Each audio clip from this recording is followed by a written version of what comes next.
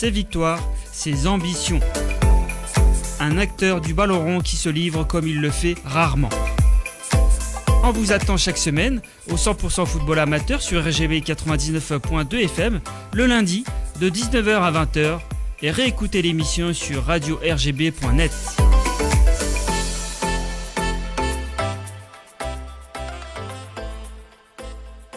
Ravi de vous retrouver dans l'émission qui rassemble tous les amoureux du ballon rond, c'est tous les lundis pendant 1 heure. Les titres de ce soir, le Paris Francisco da Silva à Joules-Moutier, stage de printemps, le football amateur pris entre passion et pression financière, Benjeloun, l'héritage et l'émancipation. Pour en parler, pour m'accompagner, Mehdi Oni. Bonsoir Mehdi. Bonsoir Paris. Tout va bien ? Tout va bien. Sur ta droite, Kevin Bérévi. Comment vas-tu, Kevin ? Bonsoir Farid, tout va bien, merci. Tout va bien. Merci messieurs d'être à mes côtés. Voici le programme, mesdames, messieurs. Il n'a jamais joué au football, mais il dirige un club depuis bientôt 10 ans. Arrivé en 2016 à la tête du FC Joules-Moutier, Francisco da Silva a imposé une autre manière de penser le football amateur entre rigueur de gestion, projet éducatif et engagement social. Il est avec nous dans Culture Foot. Bienvenue à ce micro, Francisco. Bonsoir à tous. Merci beaucoup d'avoir été invité à cette belle émission et de pouvoir exprimer tout ce qu'on vit au quotidien sur le terrain. Exactement. Entre budget serré, famille sollicitée et club en quête de survie, les stages de printemps sont devenus un passage obligé du football amateur. Reste à savoir s'ils servent encore le jeu ou s'ils creusent un peu plus les inégalités. C'est le débat de la team en seconde partie d'émission. Chez les Benjeloun, le ballon circule depuis toujours. Reste à savoir comment exister quand on porte un nom qui précède partout où l'on passe. Samir Benjeloun est coach aujourd'hui à l'ACBB sur l'équipe Fagnon en Régional 2. C'est notre invité. Bienvenue au micro, Samir. Bonsoir Farid, merci pour l'invitation. Je suis ravi d'être là. Plaisir partagé. On va pouvoir démarrer le 24e numéro de la saison déjà. Vous êtes au 100% football amateur sur RGB 99.2 FM. C'est parti. Le 100% football amateur, Culture Foot. Gestionnaire rigoureux, bâtisseur patient et militant du football éducatif, Francisco da Silva a redressé le club de Joules-Moutier. Nous avons le plaisir de le recevoir en plateau. Première question, Francisco. Le club était en découvert de 25 000 € en 2016 et avec un autre papa, vous avez décidé d'aider ce club de ne pas faire faillite. Racontez-nous. Alors oui, effectivement, donc j'avais mon fils qui est toujours au FC JLM. En 2016, donc j'étais directeur de restaurant dans une chaîne française de la restauration et donc je donnais des petits coups de main avec des simples gobelets, du sucre, des petites serviettes qu'on pouvait aider. Et donc on m'a appelé au secours en me disant, toi qui as le contact facile avec les gens, en fait, oui, donc les membres de la direction qui géraient le club m'ont appelé pour voir si je pouvais leur donner un coup de main et monter un petit projet pour pouvoir apporter mon soutien. Chose qu'on a fait avec un autre papa, on a monté un petit projet, on connaissait le club en tant que papa et non en tant que gestionnaire. Donc on a créé un petit 6 pages où on expliquait un petit peu ce que c'était le club. Et on a fait du démarchage et on a été chercher beaucoup d'argent pour pouvoir récupérer, couvrir un petit peu la dette. Donc grâce à vous, ce club est encore en vie et c'est important de le rappeler. Dites-moi si je me trompe, mais malade à cette époque-là, vous rendre utile, c'était comme une thérapie ?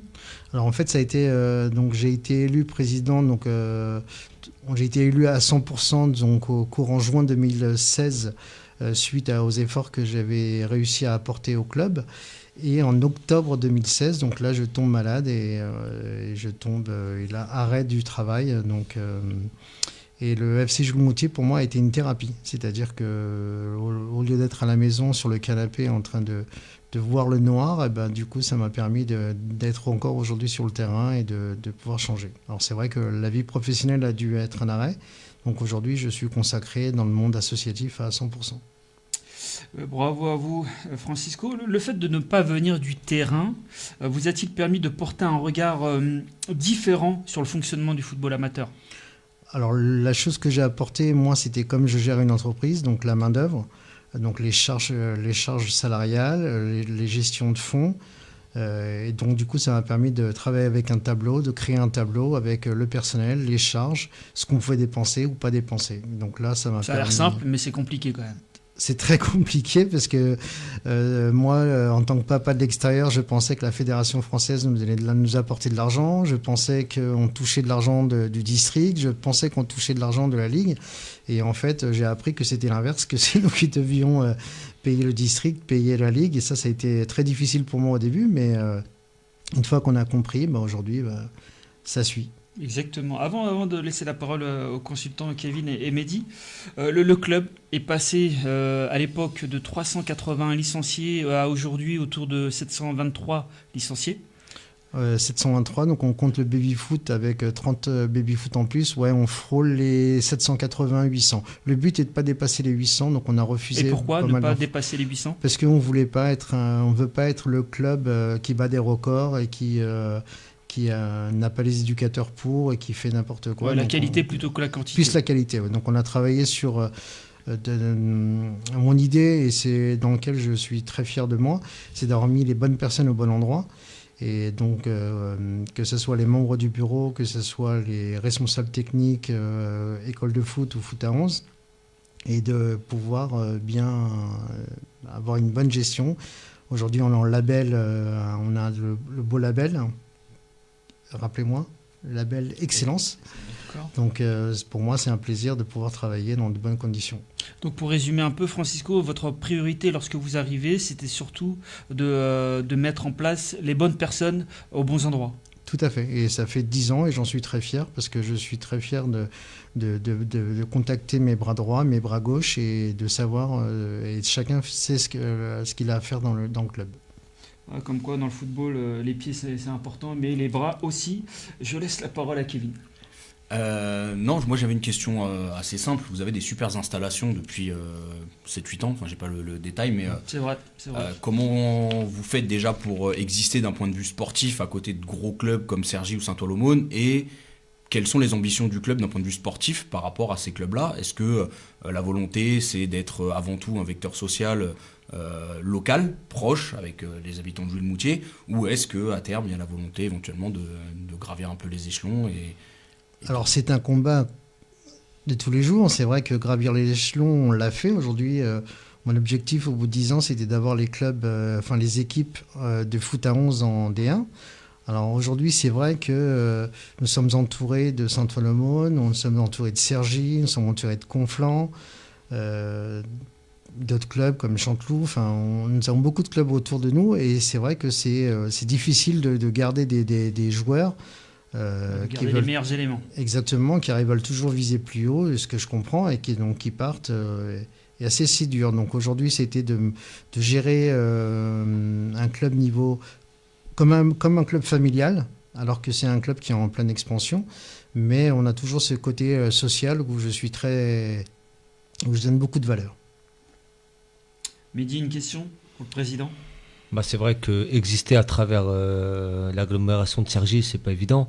Mais j'ai déjà été là-bas, déjà on est super bien reçus. Il y a une très belle buvette d'ailleurs. Donc voilà. Et puis, c'était toi ? Ouais, c'était moi, j'étais prêt. Forcément, on se fie à cette équipe première. On n'était pas loin de la montée en R3 il y a 2-3 ans, si je me trompe pas. L'année dernière, j'ai été volé de dernier match. Voilà, ouais, même un petit peu avant. Et comment fidéliser vos joueurs qui sont au club depuis 3-4 ans, même plus, et qui veulent aller voir éventuellement au-dessus. Comment trouver le juste milieu pour les faire rester aussi ? Alors moi, je gère le club comme je gère la maison, c'est ce que je dis souvent. C'est que je ne vois pas toujours au-dessus de ma tête. Et je suis quelqu'un qui est le bureau toujours grand ouvert et je suis très souvent avec mes joueurs sur le terrain. Je me déplace au match et je montre que, je ne vais pas dire que je suis un papa, mais montrer que je suis avec eux sur le terrain et au combat, qu'on perde ou qu'on gagne, je suis toujours là. C'est important parce que souvent sûr. Le directeur général ou le directeur sportif ou technique est tous les jours sur les terrains. Voir un président aussi présent, c'est presque rare. Puis surtout, je me trompe, mais, je confirme. Puis c'est pas touchant simple. par rapport à la maladie, Exactement. le fait que le football t'est sorti un petit peu et tu sois Si tu crois bien, quelque part, hein, le très football, occupé, bah ouais, ça a soigné Francisco et C'est pas encore soigné. Hein. J'ai toujours j'ai une tumeur au cerveau, donc je garde toujours ce petit bout dans la tête. Hein. Je suis toujours en traitement, toujours en soins.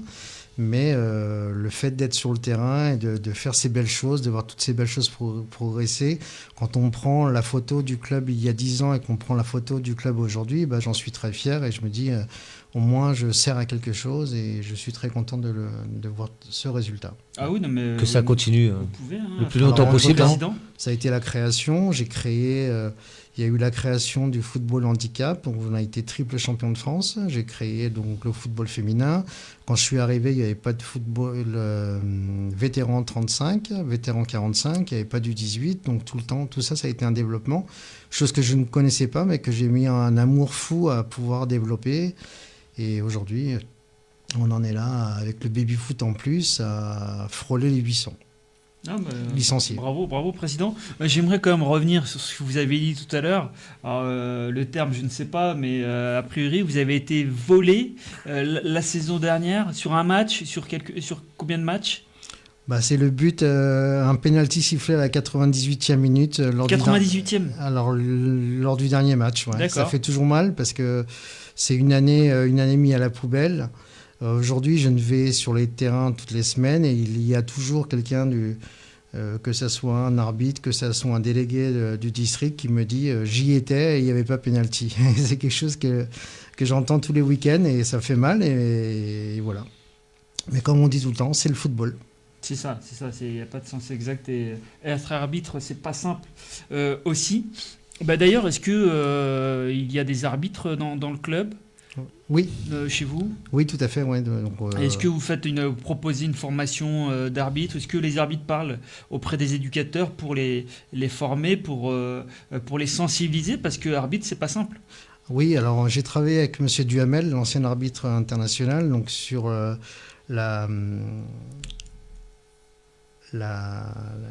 l'arbitrage en VO.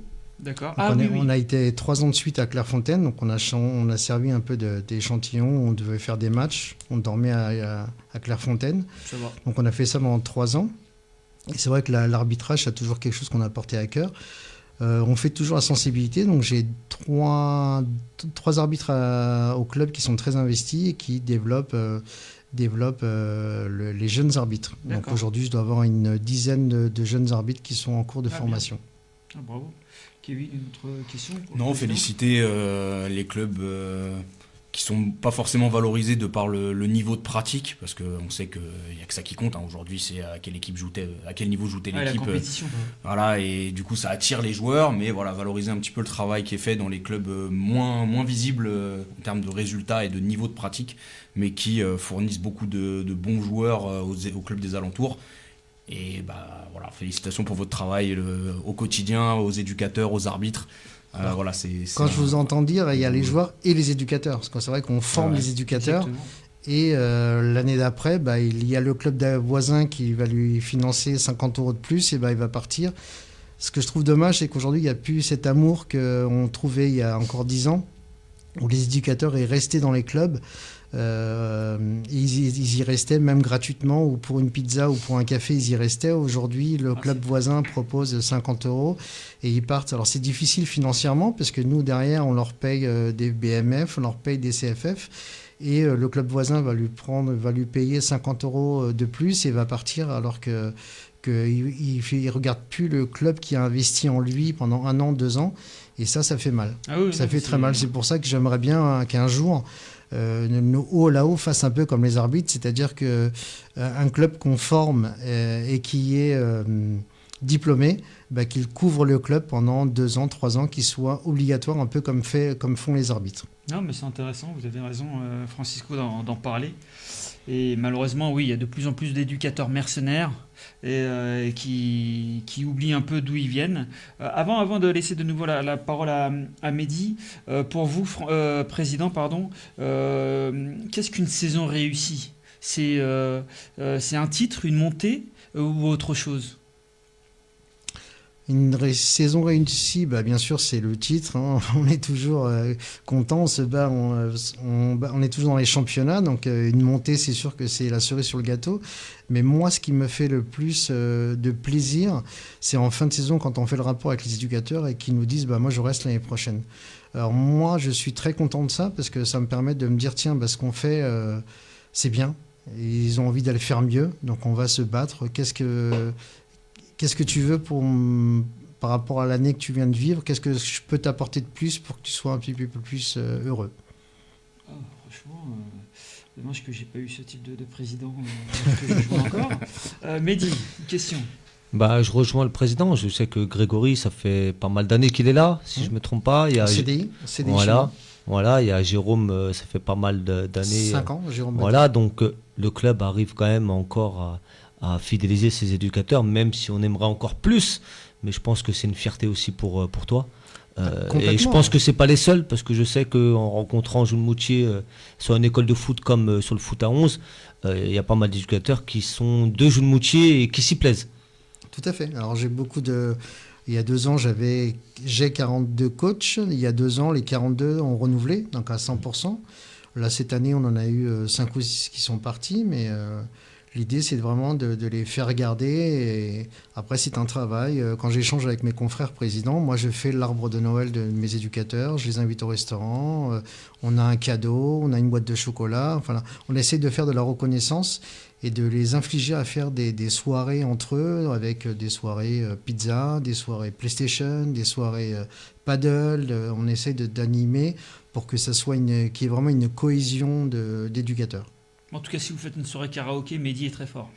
J'y pense. Je te conseille vraiment pas. Farid est plus fort à la pizza, par contre. Ah. Plus sérieusement, pour terminer, président, parce que Jules Moutier, Vauréal, ça se touche. Il y a une rivalité. Est-ce qu'il y a une rivalité entre ces deux clubs? Non, parce que chacun défend. Je le rappelle, cette saison, vous êtes dans la même division. On est dans la même division. Alors c'est vrai que les petits jeunes au lycée, j'entends toujours mon président, lycée, il y en a qui nous ont dit que je vous motive à jouer contre Vauréal, ça va être tendu. Alors oui, nous on est obligés de déclarer en district un match à risque, mais ce n'est pas un match à risque parce qu'on n'a aucun souci avec Vauréal et Vauréal n'a aucun souci avec nous. Donc c'est juste qu'on est dans la... dans le derby, quoi, dans la notion de derby entre Exactement, on annonce quand même qu'il va y avoir un petit match que ça peut monter à risque, mais il n'y a aucun problème. Il n'y a jamais eu de problème et c'est important de le rappeler. Moi, je sais qu'il y a encore quelques années, parce que j'ai fait partie du comité de direction, enfin bon, du membre de bureau du FCM Vauréal. À une époque, il était question de fusionner ces deux clubs. Est-ce que c'est quelque chose qui pourrait se faire dans les prochaines années ou pas, président ? Alors, c'est vrai que moi, quand je suis arrivé il y a 10 ans, j'entendais parler du FC Autil, qui était la jonction des deux clubs. Aujourd'hui, on est des villes qui montent, donc à 19 000 habitants, et aujourd'hui, ça se passe très bien. Chacun gère son club, chacun gère son budget, chacun gère... malheureusement, oui, parce qu'il y a la politique. On mélange, pour moi, il y a 3 choses qu'on ne peut pas mélanger, c'est la politique, le sportif et la religion. Et si on commence à mélanger un peu la politique avec le sportif, ça peut aller au couac. Donc aujourd'hui, ça se passe très bien. Chacun gère son budget, chacun gère son club et ça se passe très bien. Bon, pour résumer, t'as pas plus d'infos, Farid. À court terme, de fusionner ces deux clubs. Mais bon, comme quoi, peut-être si ces deux clubs sont forts, c'est aussi bien pour le Val d'Oise. En tout cas, merci, Président, d'avoir répondu à nos questions. C'est gentil, merci à vous. Vous bougez pas? Vous restez toujours avec nous? Je reste avec vous. Ah, c'est gentil. On va au resto après, Farid. C'est soirée karaoké ou pizza, enfin bon, tout dépend. En tout cas, c'était vraiment très intéressant, merci.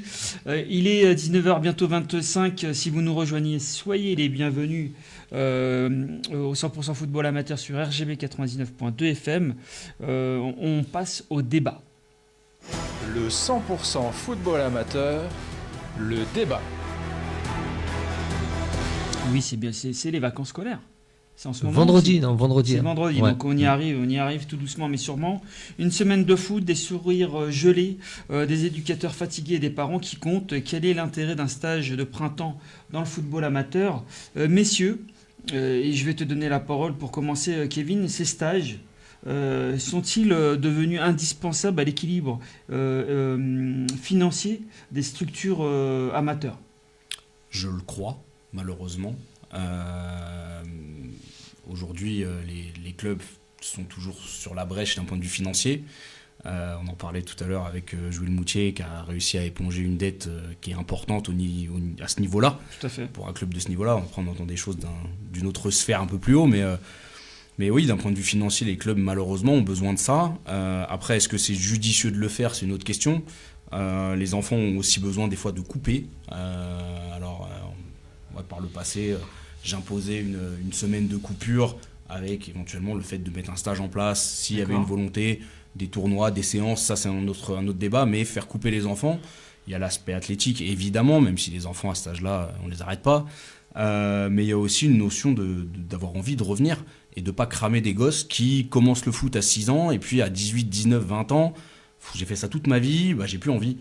Et c'est un peu dommage, donc voilà, garder cette motivation c'est important. Après, il y a aussi le côté des éducateurs qui veulent en faire plus.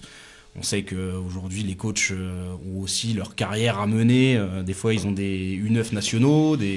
Donc, ils ont la volonté de vite se faire repérer en ayant des équipes qui performent, en les emmenant à des tournois, ce genre de choses-là.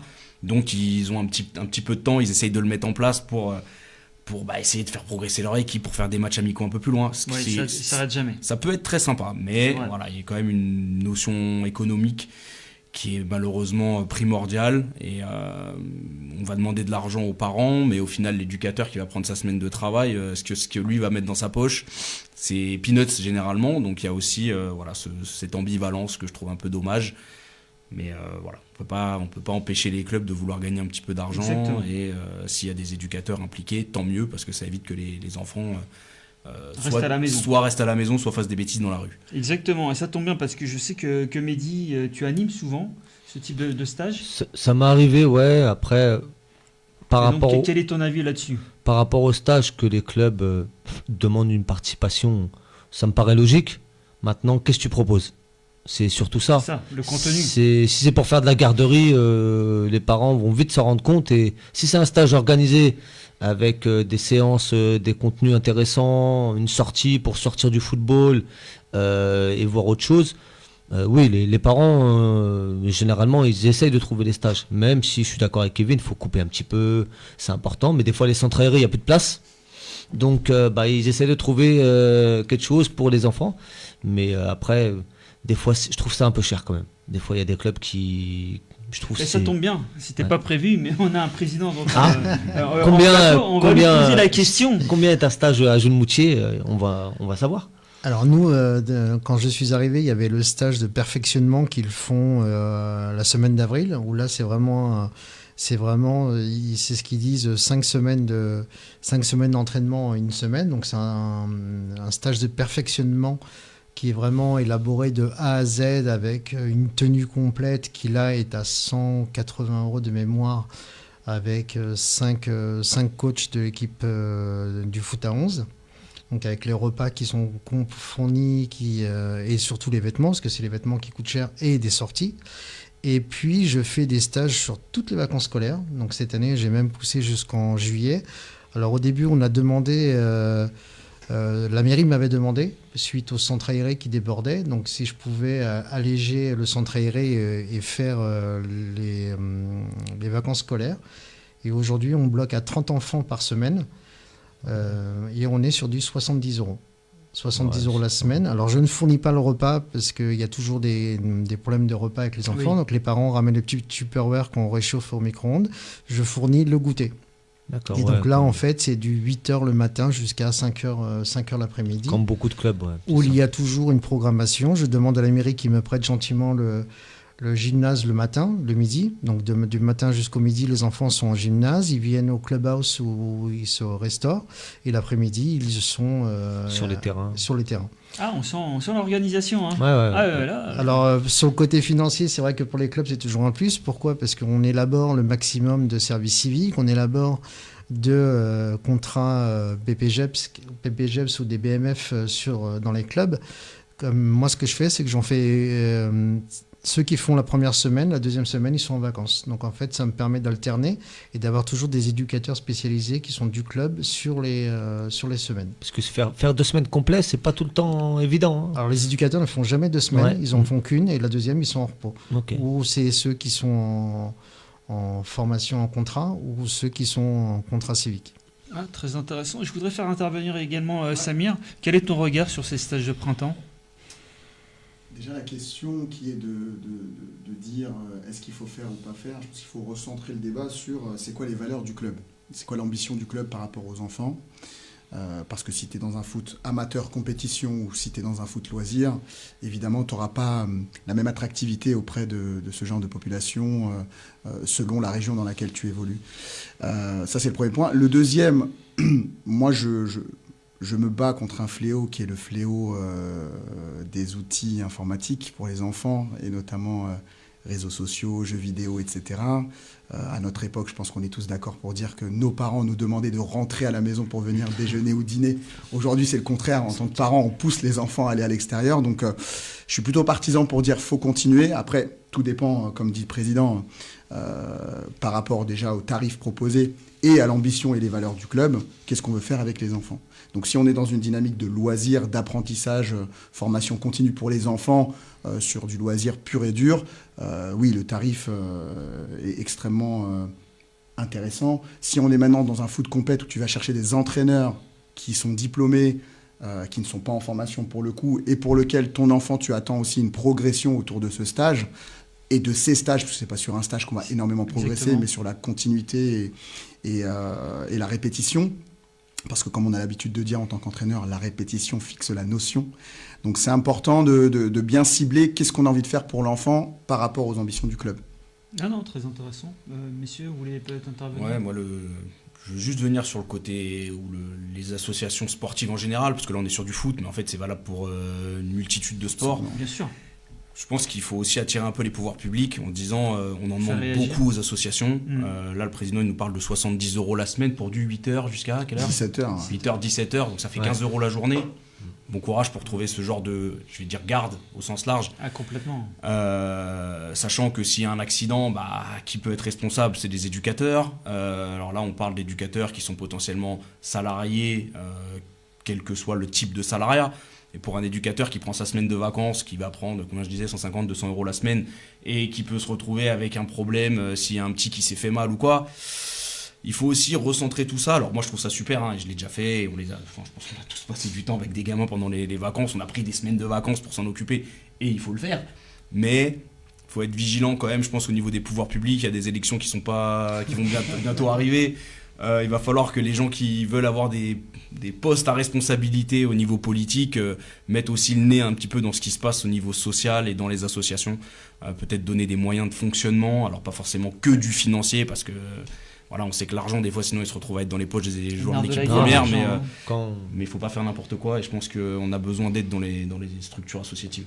Ouais, mais quand on parle de structure, on parle du gymnase. Je sais qu'il y a des clubs qui n'ont pas accès à des gymnases.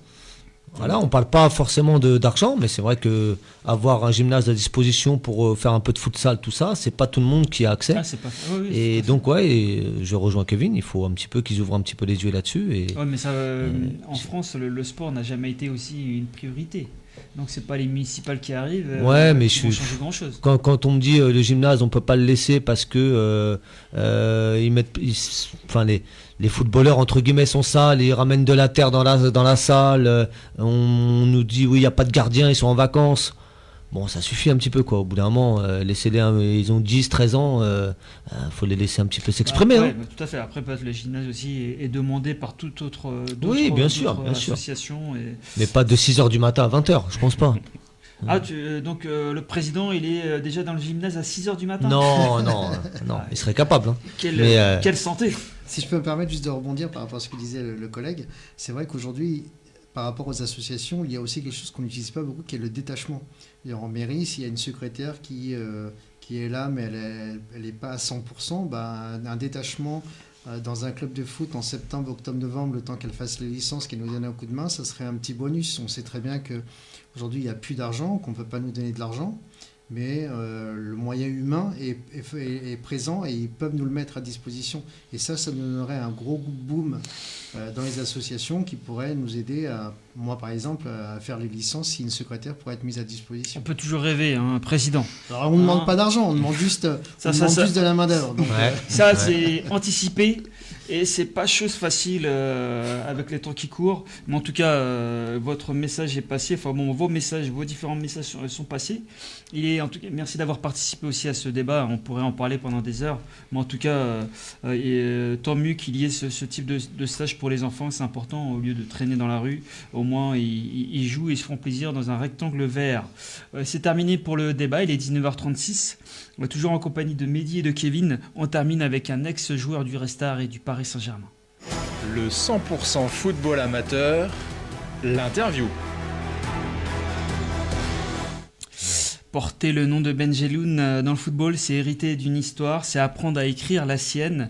Nous avons le plaisir de recevoir en plateau Samir Benjeloun. Samir, en grandissant dans cette famille, le football était-il une évidence ou as-tu parfois rêvé d'autre chose ?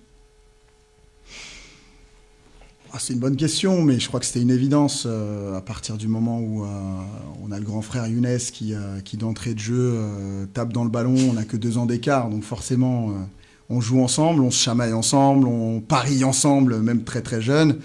Une maman qui arrive agent de joueur par la suite, qui rentre dans le game comme on dit. Forcément, c'est devenu une évidence. Un papa handballeur qui nous emmenait au Parc des Princes à l'âge de 6, 7, 8 ans. On a vu l'épopée des Rai, des Valdo, des Ricardo, etc. à l'époque de Luis Fernandez.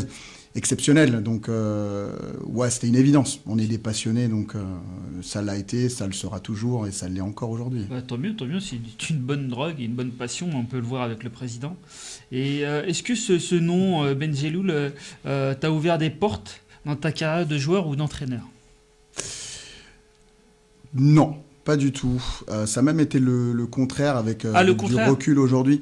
En fait, avec le recul, tu peux penser qu'à un moment donné, le fait d'avoir un grand frère ou d'avoir les parents qui sont très impliqués, engagés dans le sport de ses enfants, tu peux penser que ça va être facile, mais la réalité, c'est que non, parce que la difficulté, c'est que quand tu as une maman qui représente les intérêts de son fils et en même temps les intérêts d'un joueur ou d'autres joueurs de la même promotion ou en tout cas de l'environnement, c'est jamais simple. Donc on se pose la question... On le voit avec la famille Rabiot. Absolument, entre autres. Alors après c'est très différent, mais et puis on n'est pas sur les mêmes niveaux. Mais tout ça pour dire qu'à un moment donné, en tant que joueur, on se pose la question de l'évaluation. Finalement, une négociation de ta maman pour un autre joueur, finalement toi, quand tu arrives à la table des négos, est-ce que l'évaluation elle est de la même façon ? Est-ce que est-ce que l'image que tu as renvoyée en tant que joueur, tes performances, est-ce qu'elles sont pas un peu biaisées par le fait que ta maman représente tes intérêts et en même temps c'est ta maman ? Bon, avec le recul, on peut se poser cette question-là. Maintenant, je crois pas que ça m'ait ouvert des portes. Je crois qu'aujourd'hui, le football, il est assez clair. Hein. T'es bon, tu joues. T'es pas bon, tu joues pas. Ça a toujours été le cas, non ? Pas toujours. Non, pas toujours. Merci, Kevin. Mais je crois que c'est encore plus vrai aujourd'hui. Tu l'as dit aussi, il y a quelque chose qui est arrivé, je pense, sur la façon d'entraîner, d'éduquer, d'accompagner et de coacher. Les entraîneurs aussi ont besoin d'avoir des résultats pour pouvoir grandir eux aussi. Donc forcément, ils feront jouer les meilleurs. C'était peut-être moins vrai à mon époque ou l'époque d'encore avant. Donc, très sincèrement, je pense pas. C'est même plus dur encore quand tu as ton grand frère qui est talentueux. On a souvent cette comparaison entre tiens, le grand frère il est comme ça, est-ce que le petit frère est comme ça ? Je pense qu'on le voit avec Kylian et Ethan, Mbappé, en toute proportion gardée. Je ne suis pas en train de me comparer, je parle juste de la fraternité entre les deux. Et d'ailleurs, il y a le troisième aussi. Donc voilà, dans une famille, on est toujours en train de comparer les frangins. Donc à la fin, je ne pense pas que ce soit plus facile en tout cas. Je dirais même que c'est un peu plus difficile. D'accord. Avant de laisser la parole donc à Kevin et à Mehdi, aujourd'hui, depuis fin janvier, je crois, tu es devenu coach. Début janvier. Début janvier, c'est important. C'est début janvier de la CBB, un grande école de football que tout le monde connaît. Il y a du beau monde qui est sorti de là-bas. Pourquoi ce choix ? Alors, ça fait 4 ans que j'entraîne à l'AS Orange en foot entreprise. Oui. Moi, j'ai été piqué par le management. Le management des hommes et des femmes, bien sûr, si on parle de foot féminin. aller chercher des titres, travailler avec un collectif. Tout à l'heure, Président Francisco, j'ai apprécié quand vous avez dit j'ai su recruter et mettre au bon endroit les bonnes personnes pour pouvoir être performant. Et moi, j'ai travaillé sur des valeurs qui me sont déjà propres et des piliers qui sont le plaisir, le partage et la performance. Et je crois que quand ces 3 piliers sont liés et fonctionnent bien, derrière, il ne peut y avoir que des succès. Et le fait d'avoir eu le foot amateur dans un premier temps pour venir justement tester un peu ces valeurs avec l'équipe de l'AS Orange, on a eu des succès très vite, très rapides. En Régional 1, hein. Absolument, en Régional 1 élite, où on a été champion de France et champion d'Île-de-France. Sur les 4 dernières années, en moyenne, on a 1 titre par an. Donc ça a été une très très belle épopée, exceptionnelle, extraordinaire. Et ça m'a piqué et ça m'a donné envie de passer mon BEF. Donc j'ai passé mon BEF en VAE l'année dernière, donc en validation d'acquis par expérience, qui est finalement une trajectoire un peu parallèle de la formation initiale. Avec le job à côté, c'est quand même compliqué d'être en formation initiale. Et puis c'est un exercice qui n'est pas simple, parce que pour le coup, il faut raconter l'histoire, il faut vraiment valider les expériences à travers les entraînements, à travers les matchs, et derrière renvoyer le rendu aux personnes concernées pour pouvoir valider le diplôme. Donc pas simple, mais quand on est motivé, je crois sincèrement, quand on est passionné, je crois sincèrement que ça peut ouvrir des portes. Et finalement, la CBB, pour moi, c'est devenu une évidence aussi, mais à partir du moment où j'ai pu rencontrer les dirigeants. J'ai pas choisi, on a discuté, on s'est rencontrés parce que le club recherchait à un moment donné un entraîneur. On a discuté, les valeurs sont concomitantes, elles vont dans le sens de l'histoire que j'ai envie d'écrire aussi d'un point de vue personnel, individuel. Donc, Et est-ce que tu avais été contacté par d'autres clubs du même niveau ? Oui, alors on a des discussions, même au-dessus encore, mais il n'y a jamais, enfin je pense que vous le savez dans le football mieux que moi, il n'y a jamais rien de concret tant que l'ouverture n'est pas là. Donc il y a toujours, oui, des discussions, et c'est toujours plaisant d'ailleurs de discuter avec des clubs de l'Île-de-France qui évoluent à des niveaux régionaux ou nationaux, que ce soit pour des jeunes ou pour des équipes fanions. Donc moi, quand j'ai eu les premiers contacts et les premiers échanges avec la CBB, dans l'heure qui suivait, je discutais avec ma femme pour trouver le bon compromis et trouver l'emploi du temps qui allait bien aussi pour avoir l'équilibre perso et sportif, et bien sûr l'équilibre aussi job-travail à côté. Et le lendemain, j'ai dit ok, on y va, quoi, parce que effectivement la CBB, on connaît le prestige et cette belle école de foot avant toute chose en Île-de-France. Bon, comme quoi, c'est pas simple, hein. 2 mariages réussis en peu de temps. Bravo Samir. Déjà, c'est compliqué. Déjà, exactement. Donc, je laisse la parole à Kevin. Non, je regardais un petit peu les résultats là, depuis ton arrivée. On est quand même sur quelque chose de très positif. 3 victoires, 2 nuls. Notamment donc invaincu, notamment une super victoire face à Puteaux qui est à la lutte avec Saint-Leu. Pour aller là-haut, pour avoir vu la deuxième mi-temps de Saint-Leu hier contre la Salésienne, ça serait une belle bataille, parce que je connais bien Yann aussi à Puteaux. Est-ce que tu te dis pas que si tu avais eu l'opportunité de démarrer la saison avec ce groupe-là, non, comme il dit, voilà, il y a les, sans parler des regrets, non, mais je veux dire, moi je suis un peu comme Farid, j'ai toujours baigné dans le football en Île-de-France. Pour moi, la CBB, ça représente quelque chose, c'est un peu comme le Racing, enfin, ça fait partie des clubs un peu historiques, qui ont toujours formé beaucoup de joueurs, qui ont joué au meilleur niveau national. Aujourd'hui, chez les jeunes, c'est un petit peu plus bas, même s'il y a beaucoup d'équipes en R2, je crois. Si je dis pas de bêtises, j'ai peur de dire une grosse bêtise, mais il me semble que la CBB, l'année Covid, est encore en N2, et quelques années après, 3 ou 4 descentes consécutives, enfin, c'est... Il y a 1000 questions en même temps, là, mais... C'est ce que j'allais te dire, mais il y a ce que je veux plusieurs dire, questions c'est qu'on est sur un club historique. Il y a quand même la volonté, je pense, de voir un petit peu ce qui se passe là-haut, de redevenir un club majeur. Est-ce que toi, tu te projettes sur l'année prochaine ? Là, tu es peut-être en train de construire ta saison prochaine sur les 6 derniers mois de cette saison-là. Voilà, est-ce que tu es dans cet état d'esprit-là ? Alors, je vais répondre déjà à ta première question par rapport... aucun problème. Par rapport au groupe, je ne sais pas. Ce qui est sûr, c'est que quand le challenge a été posé sur la table, moi, ma première conviction, c'est de construire... un staff solide et costaud qui va être légitime et crédible vis-à-vis des joueurs qu'on va accompagner, qu'on va encadrer.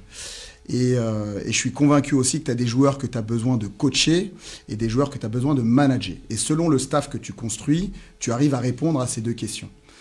Donc, on s'est structuré. Quand je dis on, c'est avec le bureau, on a réfléchi bien sûr avec quel type de profils internes et externes, parce que c'était important pour moi de garder aussi du staff de l'interne pour pouvoir mieux appréhender la structure interne d'un club, et notamment de la CBB, et aussi d'aller chercher des profils avec qui on travaille beaucoup et très bien ensemble, notamment Ludovic Sylvestre, aujourd'hui, qui est mon adjoint, qui a joué au Barça, qui a été formé à Clairefontaine, qui est de la génération 84.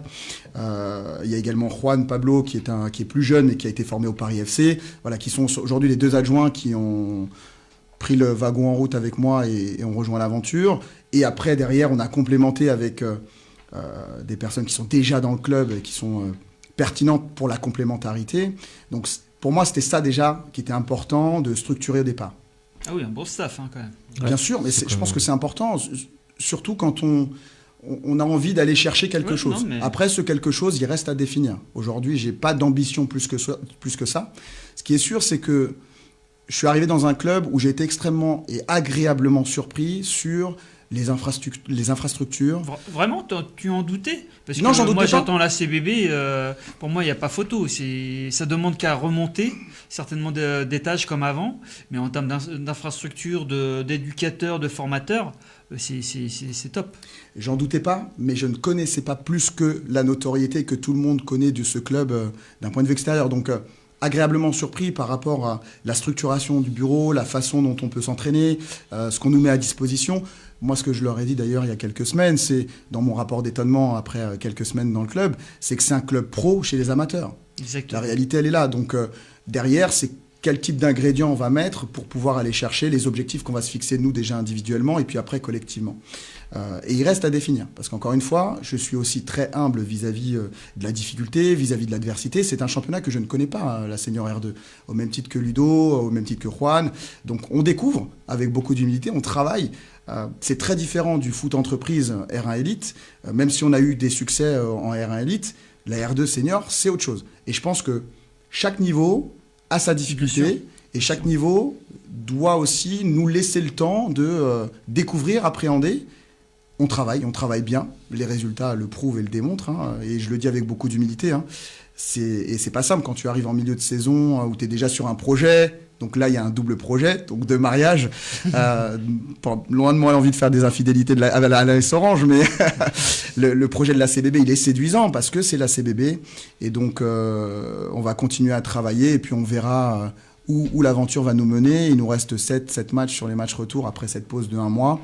Et on va tout faire pour avancer de la meilleure des façons et progresser le plus. Je te fais une réponse de politicien, mais c'est une réalité vraie. Très bonne réponse, et on peut te faire confiance de vouloir ou de pouvoir aligner que des matchs positifs jusqu'à la fin de la saison. Avant de laisser la parole à Mehdi, il faut aussi rappeler que dans ce club, il y a une personne qui est pour moi indispensable. C'est un dénommé Gilles Bibé, qui est là depuis de longues années et il fait un gros travail. Je ne me permettrai pas de le comparer à Luis Campos par rapport au staff que tu as pu mentionner, mais il fait un gros travail et c'est un grand monsieur. On l'a reçu. Hein. On l'a reçu également. Ouais. Enfin bon, on reçoit du beau monde, je dois le dire, comme ce soir d'ailleurs. Mehdi, à toi. Non, on sent que Samer, c'est un challenger. Maintenant, est-ce que dans les années à venir, tu te sens capable, par rapport à ta vie, etc., d'aller sur les étages au-dessus avec tout ce qui contient les déplacements. Avec ou sans la CBB, tu veux dire? Avec ou sans la CBB. Est-ce que... Si tu m'avais posé la question il y a déjà 3-4 ans, est-ce que tu te verrais entraîner une senior R2 ou une senior R1 ou même R1 Elite en entreprise, je t'aurais dit non, évidemment, parce que ce n'était pas du tout dans mes objectifs de vie et même des objectifs personnels. Une fois la réorientation après la carrière de footballeur professionnel faite, réussie dans le monde de l'entreprise, l'idée c'est de continuer à performer dans ce monde-là. Maintenant, comme je vous l'ai dit tout à l'heure, j'ai été piqué par le management et j'ai été piqué, pas pour rien, parce qu'en fait je suis responsable RH aussi dans ma vie de l'entreprise. Donc forcément il y a beaucoup de transposition de compétences qu'on peut faire dans le management des collaborateurs, tu le disais tout à l'heure à juste titre aussi, hein, Président, et dans le football. Après, il y a ce côté émotionnel que tu vas plus retrouver dans le monde du foot que dans le monde de l'entreprise. Mais c'est d'abord ça, moi, qui me tient et qui me donne envie de continuer à progresser, à évoluer. Est-ce que j'irai plus haut? Je ne sais pas répondre aujourd'hui. On est tous très ambitieux dans la vie. Dire que ça m'intéresserait pas, ça serait mentir. Évidemment, ça serait exceptionnel, extraordinaire. Mais je reste à ma place. Je reste à ma place et je travaille avec humilité. Si ça doit arriver, j'ai envie de dire tant mieux et on se posera la question à ce moment-là. Si ça n'arrive pas, c'est pas grave. Je continue à performer au niveau dans lequel j'évolue avec mon staff. Parce que, encore une fois, en toile de fond, ce qui nous maintient, ces émotions qu'on va chercher collectivement, et tout à l'heure je le disais, sur des valeurs vraiment ancrées chez moi, sur le plaisir, le partage et la performance. Et je pourrais rajouter un 4e P qui est la passion. Et je reviens sur ce que je te disais en introduction. On est une famille de passionnés avant tout. C'est beau. Samir, ça tombe bien parce que je viens de recevoir un SMS de l'ACBB. Samir répond très bien. Bon, ben voilà. C'est pas vrai, bien sûr, mais je pense que s'ils nous écoutent, ils sont pas étonnés. Le temps passe vite. Avant de laisser la parole pour une dernière question au consultant, Samir, il faut aussi rappeler que avant d'être coach, tu as été joueur. Tu es passé, je l'avais dit en introduction, par le Paris Saint-Germain et le Red Star. Et puis tu es parti aussi, très tôt, je trouve, à l'âge de 23 ans à l'étranger. Absolument, ouais. Alors, pour pas me tromper, je lis ma fiche. La Grèce, Chypre, la Bulgarie, les États-Unis. Absolument. Hein, ouais. Est-ce que ce parcours international t'a façonné ? Je pense connaître ta réponse, mais est-ce que ce parcours international t'a façonné en tant qu'homme et en tant que coach ? Les deux. Les deux, c'était une véritable expérience de vie. Tu l'as dit, à 23 ans, tu es encore très jeune, tu découvres différentes cultures, différentes langues qui te forgent un caractère, un état d'esprit. Et moi, j'ai adoré ces périodes-là parce que, en fait, c'est sauter dans une piscine qui est à moitié remplie. Tu découvres tous les jours, en fait, cette nouvelle culture, par exemple, en Grèce ou à Chypre, d'un autre football, de passionnés quand tu vois le Panathinaikos ou d'autres clubs qui jouent le haut de tableau.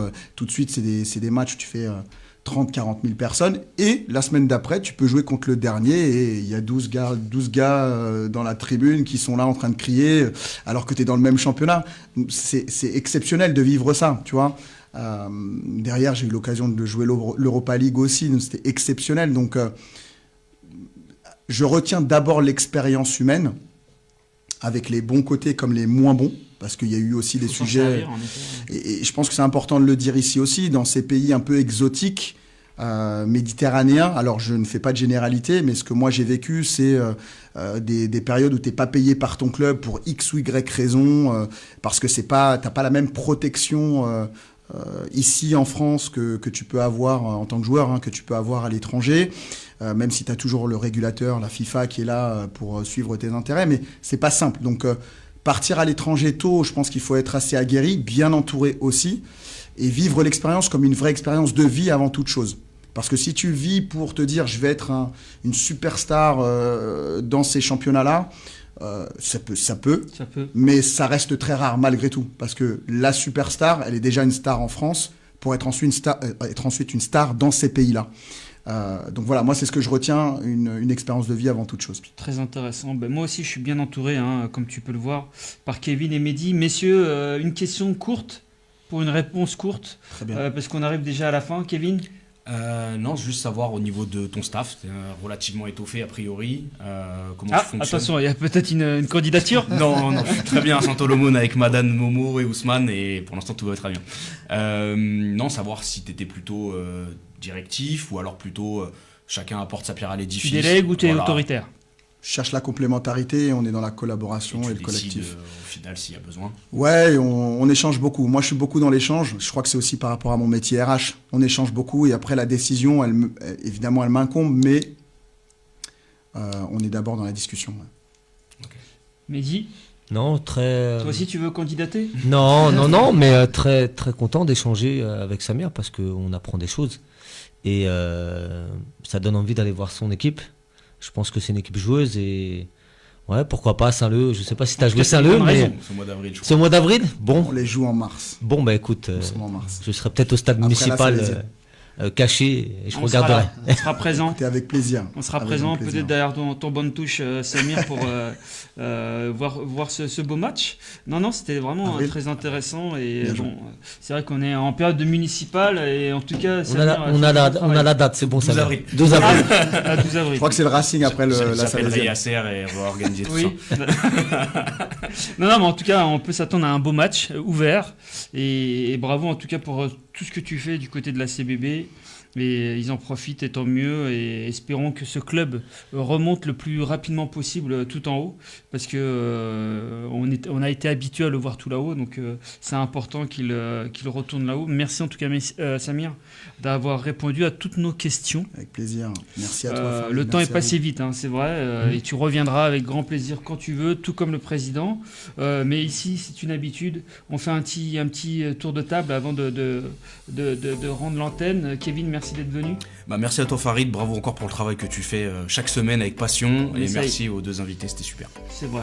Mehdi, merci d'être passé. Bah de rien, malgré la difficulté de l'OM. Ah, oula On est présent avec grand plaisir et comme d'habitude des beaux échanges, on apprend à connaître aussi des personnes, à échanger avec elles et bonne continuation au président de Jules Moutier, Samir, avec grand plaisir, avec une grande ressemblance à Habib Bey, on peut pas le dire, hein, mais que du bonheur en tout cas. Merci. Ouais, dans ses yeux, je vois beaucoup d'émotions, donc je ne sais pas, c'est suite le fait de vous avoir en face ou de parler de l'OM, mais j'en dirai pas plus. Président Francisco, merci d'être passé. Merci Bravo à vous. ce que vous faites C'est du gentil. côté de Jouy-Moutier. Merci beaucoup. Merci de nous avoir invités, de mettre à l'honneur comme ça des petits clubs de district et montrer que on est toujours sur le terrain et toujours en train de se battre pour aller plus haut. Sachez qu'ici, il n'y a pas de petits clubs ou de grands, on est tous... Ouais, on mais parle le même comparé à la football. CBB, je me compare à la CBB en disant Non. petit club. Hein, Est-ce que même vous football. faites aussi important que du côté de l'ACBB? En tout cas, merci d'être passé, président, parce que je sais que vous avez un agenda compliqué et chargé. Samir, mot de la fin, il est pour toi. Bah, je vais répéter un grand merci. Alors, merci à toi pour l'invitation. Merci, Président, pour vraiment le partage et l'inspiration du club Jouy-le-Moutier. Merci aux consultants, évidemment.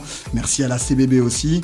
Et j'ai envie de dire aussi un grand merci au foot amateur. Parce que c'est grâce au foot amateur qu'on peut exister, qu'on peut vivre beaucoup d'émotions. Et sans ça, je crois qu'il n'y a même pas de foot professionnel. Donc, Exactement. merci au foot amateur et merci à toi, Farid. Exactement, ça tombe bien parce que l'émission s'appelle le 100% football amateur. Je l'ai fait exprès, On Farid. pouvait pas mieux terminer, mais merci encore Samir. Merci en tout cas à tous les quatre. L'émission arrive à sa fin. N'hésitez pas à l'écouter en podcast, en replay, et puis à vous abonner également sur les réseaux sociaux. Vous êtes de plus en plus et ça fait plaisir. Merci à la technique. Comme à chaque fois, Damien et Axel, ils sont tous les deux, je les vois d'ici. Pour ma part, je vous donne rendez-vous la semaine prochaine. Et n'oubliez pas, le football, ce n'est que du plaisir. À très bientôt.